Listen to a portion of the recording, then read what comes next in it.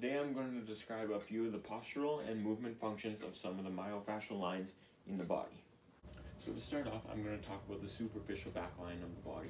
So this myofascial line protects and covers the entire posterior surface of the body, starting from your toes, coming around your heels, all the way up to your knees, being the first half, and going from your knees all the way up your back, around to your forehead for the second half. Now this myofascial line is responsible for the constant extension of the body to make sure it is upright and not slunched over into the flexion position. Besides from having the knee down, that portion is flexion.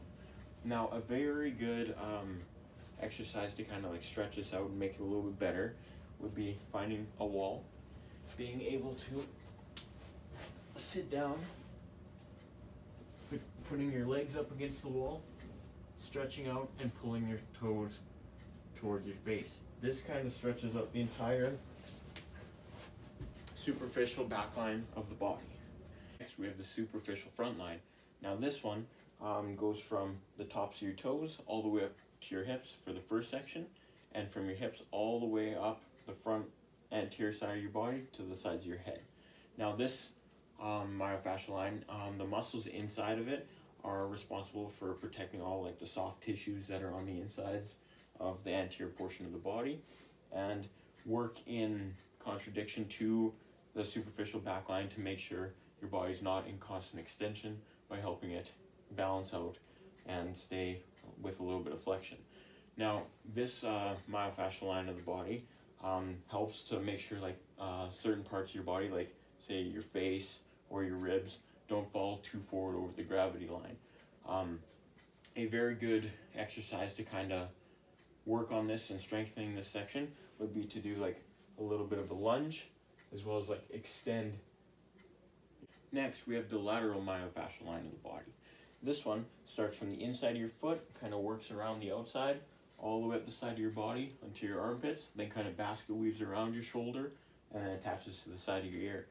Now for the postural functions of this is to make sure the front and back half of your body, as well as the left and right sides, are all stable and your body doesn't buckle under pressure.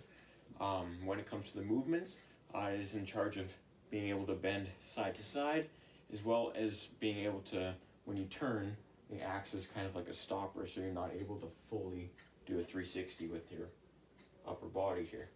A very good thing to, or an exercise to use in order to like strengthen this portion of your body is to again do another like little lunge with your hands up, but now just kind of turn side to side.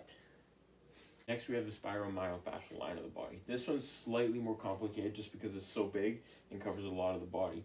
You can start down on your feet, come all the way up through your legs, up through the middle of your back, the sides of your head, and then kind of wrap around the front part of your body here, coming from the left side and the right side, going back down through your legs. This myofascial line is responsible for all like your twists and rotations, stuff like that, a little more complicated. A very good example for a exercise to kind of strengthen this area would be, again, doing a lunge and being able to turn side to side, reaching down, rather than having the lateral one where you just kind of bend. Lastly, we have the back and front functional lines. These ones are called functional lines because they're slightly more unique and only come into play and are employed by the body sometimes. Whereas the other ones are always kind of being used to kind of keep the body upright and for general movement.